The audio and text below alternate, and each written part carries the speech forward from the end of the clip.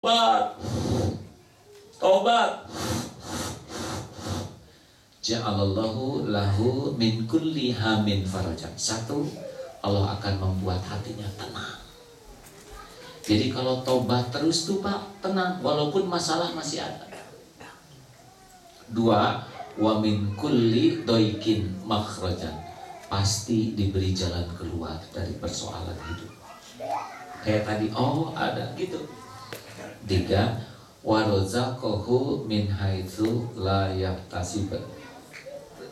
Dan Allah berikan rezeki dari tempat yang tidak diduga-duga. Jadi masalah terbesar kita itu adalah kurang tobat. Apa cirinya kurang tobat? Gelisah. Karena setiap dosa itu bikin gak enak hati. Kenapa ya hati saya gak tenang, gelisah? Saya tuh sebetulnya gak tega menyebut itu teh banyak dosa. Pernah ada ibu-ibu konsul, saya tuh banyak persoalan, saya tuh gelisah. Bu, cobalah tobat. Tobat? Apa dosa saya? Nah itu dosanya gak ngaku ya. Tersinggung disuruh tobat Pak.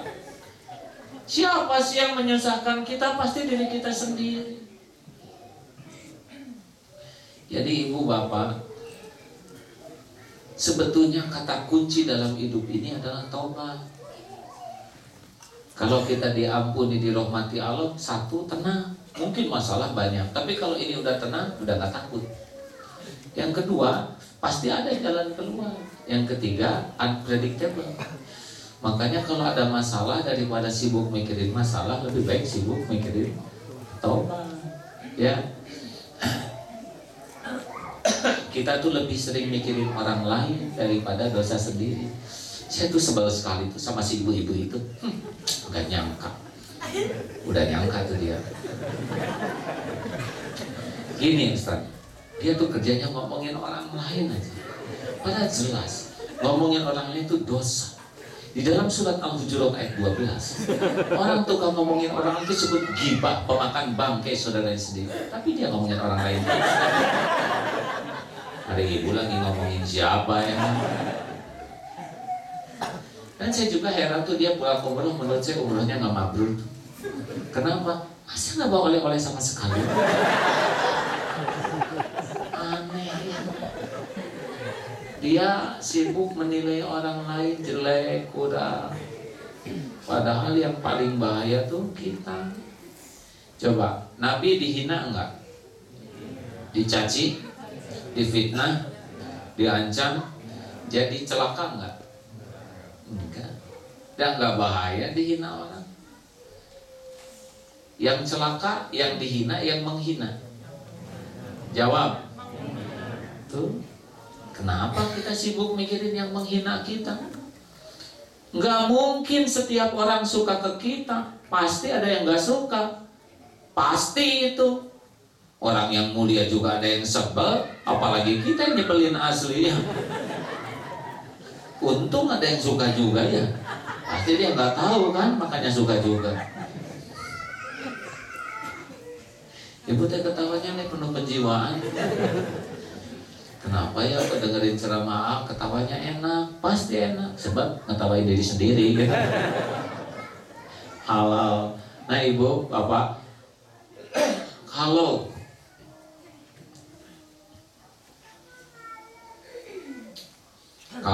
ada orang yang gak suka ke kita, tapi ini kita aja ya. Jangan bilang-bilang sama orang yang sebelah sama kita, dia ada di sini ya, dia udah lebih enak. Ada yang sebelumnya datang ke sini, ada. Yang mana yang sebelah saya?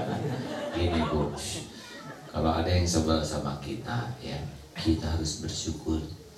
Sebab orang yang sebel kepada kita, ingat terus kepada kita siang dan malam.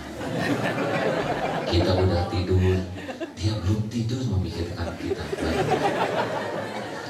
Siang malam dia mencari-cari kesalahan dan kekurangan kita, sedang kita nggak punya waktu. Dia sebarkan kemana-mana agar kita tahu. Bukankah sebuah pengabdian tiada tara? Setiap dia ngomongin jelek tentang kita, dosa kita diambil oleh dia, pahala dia diberikan kepada kita. Kurang apa lagi pengorbanan dia? Harusnya kita kirim bolu kepada dia. Buat apa kita capek sebel ke orang, ya kan? Mau ngapain kita mikir si itu dengki saya, nggak bahaya. Takdir buat kita nggak bisa meleset gara-gara omongan dia. Sok aja hina aja. Mau nyoba nggak hina saya, sok silakan hina. Kualat paling, ya kan? Nggak celaka. Yang pasti membuat celaka adalah penghinaan kita ke orang. Pasti tuh. Setiap kita sebel ke orang, kita yang gelisah. Kalau kita nggak sebel, nggak gelisah, ya kan?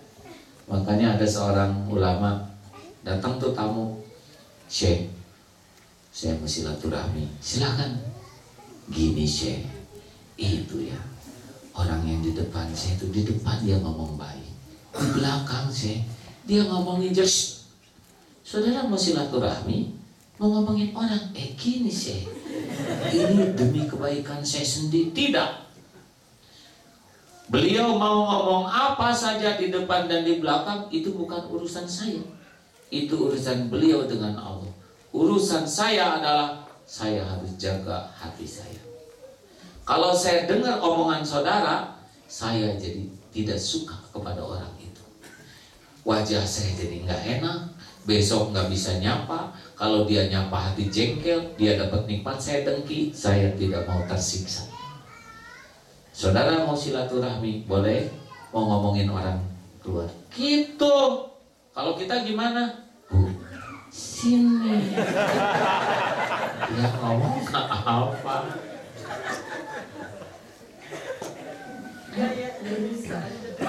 Bukan saya menjiwai ibu-ibu.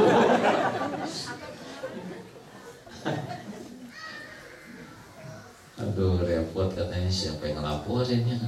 Pernah di sebuah kampus Bu, saya cerita nih, rektornya ngambek sama supir. Kamu waktu jemput Agi ngomong apa aja? Enggak Pak, biasa aja. Kenapa selama ceramah dinyinyirin saya terus? Gitu. Pak, ini penyakit kita semua. Cuma rektornya terlalu menjiwai. Udahlah, daripada sibuk mikirin orang lain, ya nggak, sepak bola dibikin. Kenapa dia dipasang? Dia harusnya nggak main di sini. Apa urusan kita ya? Lihat bola aja nggak pernah. Kita tuh kebanyakan dipikir. Ada artis nikah, kenapa dia nikah sama yang ini? Nggak ada yang bahaya dalam hidup mas selain dosa kita, benar? Betul? Makanya orang yang suka ngomong jelek, wajahnya ke bawah jelek. Sebel banget. Dan jangan sebel banget, langsung wajahnya tuh oleh Allah. Tapi kalau ngomong kebaikan enak. Itu baik banget ya, itu benar, dermawan. Makanya orang-orang yang suka ngobrol jelek tuh, dan celakanya yang ngomong dan yang dengar sama dosanya. Makanya kalau ada orang ngomong, enggak Bu, ibu dengan tembok aja.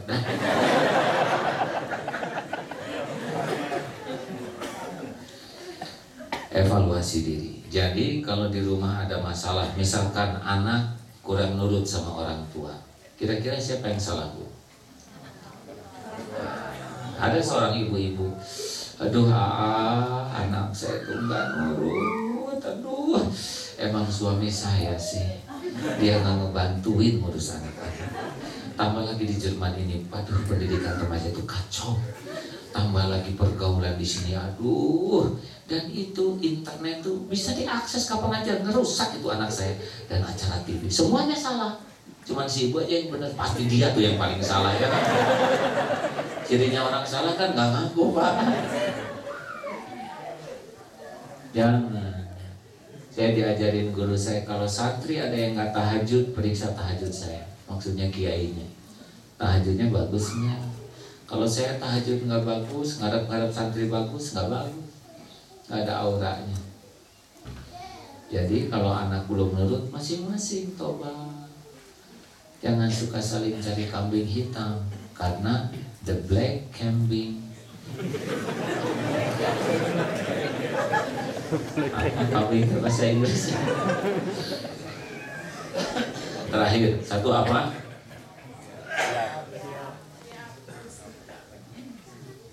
Ada yang hangat nggak? Boleh saya minta yang hangat? Ada request ini.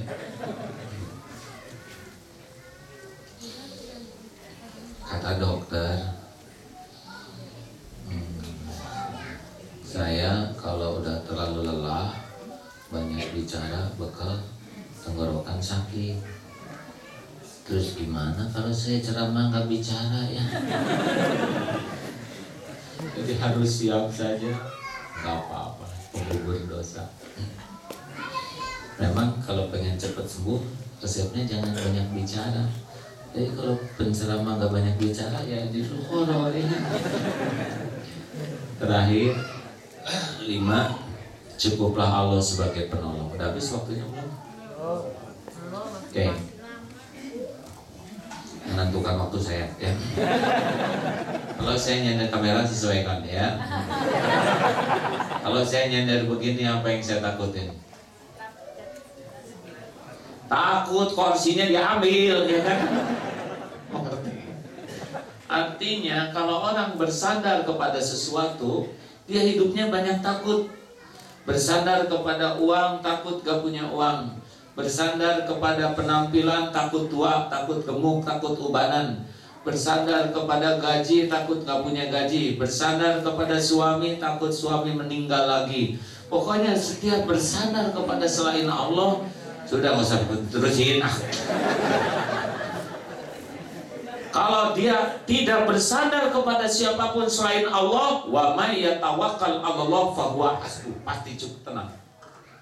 Ada seorang guru SMP di Bandung, umur 40, ibu-ibu, suaminya umur 45 meninggal, anaknya 7. Tetangga nangis, ibu, saya gak tega lihat nasib ibu.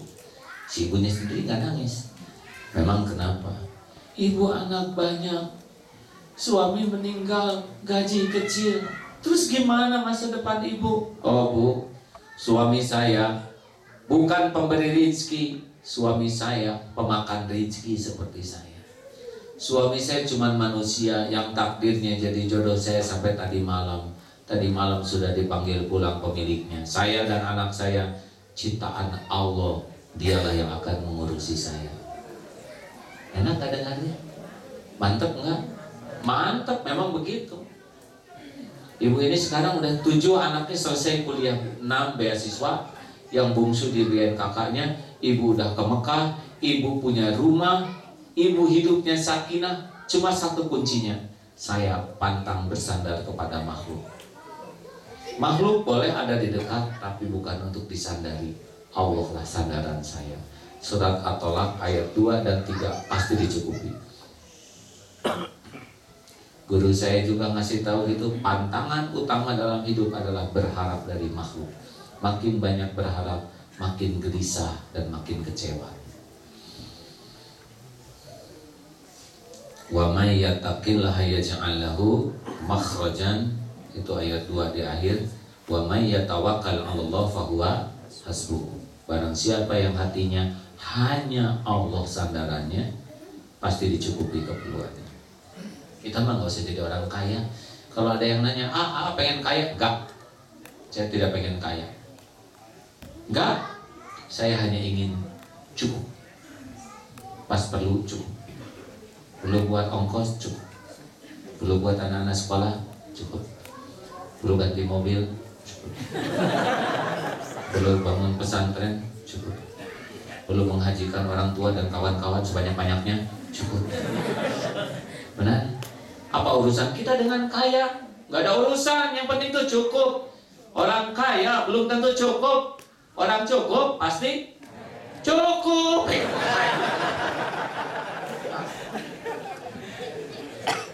Benar? Gak ada urusan, kita mah gak perlu banyak uang, yang penting cukup. Kita tuh banyak tuh relatif, tapi kalau cukup itu terukur. Buat apa ibu punya selop banyak kalau gak ada yang cukup?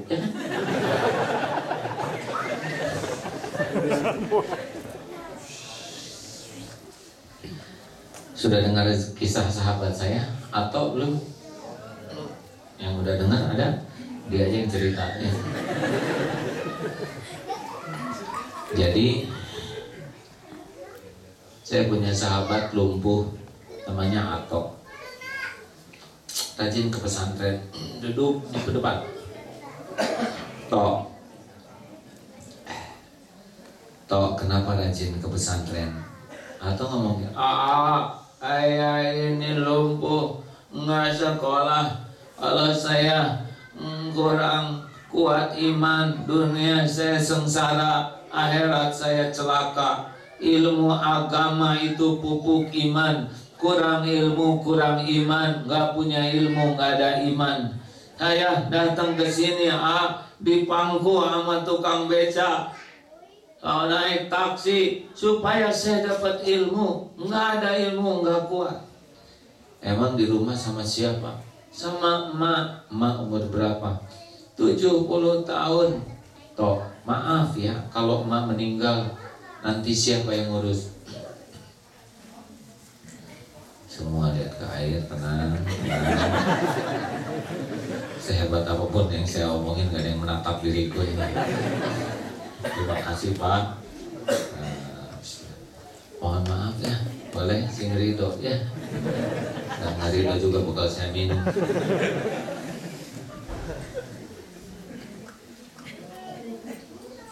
Alhamdulillah. Maha suci Allah ya, yang menciptakan air. Tiap hari dia ketemu bening, anget, pas diminum tuh, aduh, Masya Allah. Jarang tuh orang minum dijiwai dengan rasa syukur ke Allah. Hah? Saya cuma kebagian setengahnya. Besar kufur nikmat. Terima kasih. Mudah-mudahan yang menyediakan air sehingga dia ahli surga. Mudah-mudahan yang mendengarkannya semua jadi ahli surga. Apalagi yang meminumnya. Yang amin gila aja. Ini berat nih. Dari doain. Mungkin saya yang kurang ikhlas. Sampai di mana tuh tadinya? Atau kalau ibu meninggal gimana? Kan ada Allah, nggak mungkin Allah nyia-nyiakan saya. Gini-gini juga saya ciptaan Allah. Ibu bakal nggak ada, Allah selalu ada. Yakin Allah yang ngurus. Punya cita-cita nggak? Punya. Pengen apa? Saya pengen punya anak, supaya saya ada yang ngedoain kalau saya udah dikubur. Saya pengen punya anak jadi ulama supaya hidupnya manfaat. Ya tapi kan punya anak harus punya istri toh. Ya iya saya juga ngerti ya. Ya terus gimana nyari istrinya? Kan ada Allah, Allah yang ngatur jodoh, Allah yang nyiptakan setiap laki-laki, Allah yang nyiptakan setiap perempuan, Allah yang menakdirkan jodoh. Orang lain juga dikasih jodoh, masa saya enggak? Gini-gini juga saya bikinan Allah. Itu bicara begitu. Sekarang ibunya udah meninggal. Sebelum ibunya meninggal, ada santri itu, saya siap jadi istrinya Kang Atok. Benar, Kustina namanya. Benar, ini udah bilang sama orang tua, udah. Setuju. Allah balikan hati semua. Nikah tuh di rumah, sah. Udah gitu hamil. Itu masalah dia lah ya. Lahirlah 1 tahun kemudian anak. Umur 3 tahun anaknya, baru ibunya meninggal. Beliau diurus oleh istrinya dan anaknya. Ibunya nggak ada, tetap saja. Desember 3 tahun yang lalu nelpon. Apa toh? Doakan ada apa? Istri saya kenapa istrinya? Hamil lagi. Sekarang sepasang tuh anaknya. Pendidikan rendah, tapi keyakinan ke Allahnya tinggi, enggak takut. Kaki lumpuh, imannya teguh, enggak gentar. Lalu kenapa ini yang keren-keren begini banyak yang stres? Apa saudara harus dilumpuhkan dulu?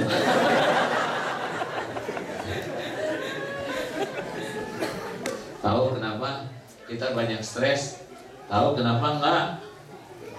Tahu kenapa? Karena kita terlalu sibuk membangun dan memikirkan topeng daripada isi.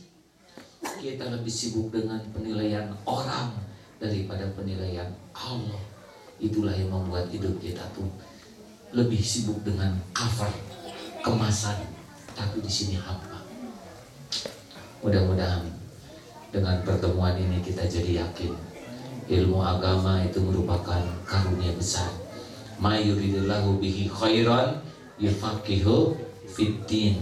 Barang siapa yang dikehendaki Allah kebaikan baginya, yufaqihu fiddin, Allah memberikan pemahaman terhadap agama. Jauh dari agama, hidup hanya bagian capeknya aja. That's all. Terima kasih hadirin. Mau nanya apa? Bapak mau nanya tidak ya? Alhamdulillah. Ibu mau nanya tidak kan? Alhamdulillah. Kesempatan terakhir hitung sampai 3, 1, 2, 3. Alhamdulillah. Udahlah ya. Oh ya, ilmu ini kita tahu namanya ilmu ini. Ini adalah ilmu tauhid. Ilmu keyakinan kepada Allah. Kalau tauhidnya mantap, hidupnya cirinya 2, tenang dan mantap. Kalau tauhidnya kurang bagus, cirinya juga 2, gelisah dan bingung. 13 tahun pertama Nabi Muhammad mengajarkan Islam itu tentang tauhid. Sholat itu penting, tapi ada yang lebih penting daripada sholat, mengenal Allah, tauhid lah. Orang yang tauhidnya bagus tidak akan menuhankan apapun dan siapapun. Allah aja di sini dan enak sekali. Tapi kalau tidak kenal ke Allah pasti banyak sandarannya, uang, penampilan, dan itu gelisah dalam hidup. Hidup cuma mampir. Tadi sudah disampaikan tentang rencana ke depan. Saya baru mulai lagi dakwah sekarang, Bu. Kalau bedanya apa sih? Dakwah dulu dengan sekarang kan udah berbagai babak ya. Dulu babak awal, kemudian babak belur, dan selanjutnya sekarang babak tauhid. Dengan tauhid ini jauh lebih enak ya. Kami mencoba lewat Twitter. Ada yang pakai Twitteran nggak di sini? Ada? Sudah ada yang follow belum? Just follow me ya. Alamatnya @aagif. Itu juga baru, saya juga Bu diajarin santri ya. Katanya bikin Twitter. Apa Twitter itu berkicau-berkicau? Nah, dibikinkan. Alhamdulillah, kalau nggak salah hari ini sudah 185.000 tuh yang ikut follow-nya. Rupanya senang, termasuk para artis yang sering retweet tuh. Saya lihat tuh kalau malam-malam tuh Jupe, tahu Jupe? Julia Perez ya. Ya, mudah-mudahan loh. Walaupun kadang-kadang suka salah persepsi ya. Misalkan saya tulis dalam Twitter, orang yang paling tenang dalam hidup, paling bahagia adalah orang yang berani tampil apa adanya. Maksud saya adalah jangan mengada-ada gitu. Jadi Jupe tampil apa adanya gitu. Tapi mudah-mudahan ilmu lainnya manfaat ya. Kita nggak boleh ngetawain, siapa tahu suatu saat lebih baik dari kita ya kan.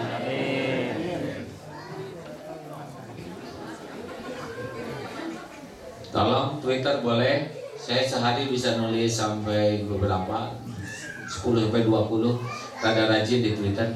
Dan yang kedua, sebetulnya ilmu tauhid ini saya jam 11 malam di Jerman ini siaran di radio streaming. Kalau di rumahnya ada internet, buka aja MQFM ya. Jam 5 pagi MQFM gelombang 102,7. Kalau di BlackBerry Nux atau di Android juga ada. Cobalah, saya 6 kali dalam seminggu per setengah jaman ini. Tapi sebentar lagi lewat YouTube banyak. Yang mungkin mulai bulan Maret adalah SMS Tauhid gratis. Di Indonesia dalam 3 bulan ini kami di pesantren membuat layanan SMS gratis. Dulu kan suka bayar, sekarang free. Kita beli mesinnya sendiri, servernya, modemnya, softwarenya kita buat, sehingga orang daftar tinggal nulis dan kita kirim setiap hari. Ada ayat Quran, ada hadis, ada tausiah, free. Dan di sini juga memungkinkan untuk free, ya kan? Waktu kan free ya, Insya Allah Di sini alatnya belum kita temukan, tapi kami akan kirim dari Indonesia penghujung Februari ini. Mudah-mudahan Maret nanti diumumkan nomornya ya. Jadi caranya cuman misalkan ini apa? Hamburg. Ya. Mungkin nanti Hamburg tanda pagar nama kirim ke nomor tertentu itu langsung masuk ke server kita. Nanti setiap pagi saya kirim dari Indonesia. Nanti di sini anak yang jadi operatornya nanti kirim mungkin pagi, siang kan beda waktu di sini ya. Saya ngebangunin tahajud jam 2, di sini baru bangun jam berapa nanti ya. Nah, bisa perlu nggak? Mau nggak? Free ya, ini free of charge, jadi nggak ada beban apa-apa. Asal saudara tinggal nerima, karena handphone lebih efektif daripada Twitter. Kalau Twitter belum tentu daftar dan belum tentu kebaca. Kalau handphone orang yang menghina juga dibaca ya kan? Benar apa? Orang yang nyebelin aja dibaca sambil jengkel-jengkel. Nah, mudah-mudahan nanti handphone bisa ngingetin ke Allah. Setuju? Ada pertanyaan? Tidak ada ya? Makasih.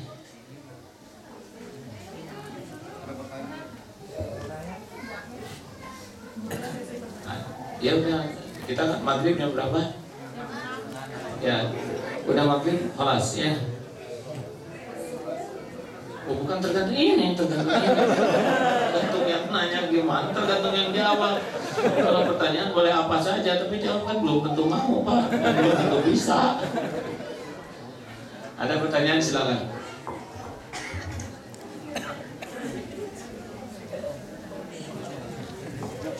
Ya Pak, maaf.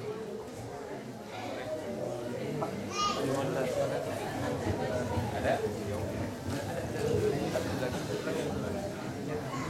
Jadi kumpulin dulu aja biar moderatornya.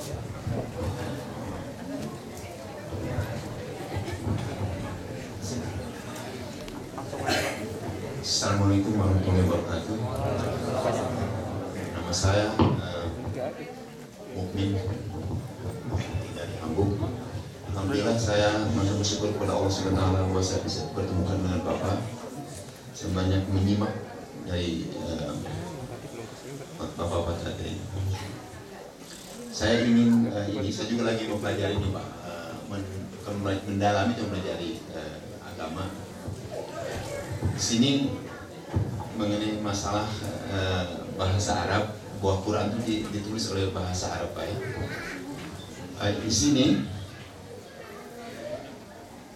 banyak ada hubungan itu mengenai saya juga mendengarkan dari bapak-bapak yang berpengetahuan bahwa itu bahasa Arab itu seolah-olah itu bahasa yang dibawa ke akhirat itu Pak.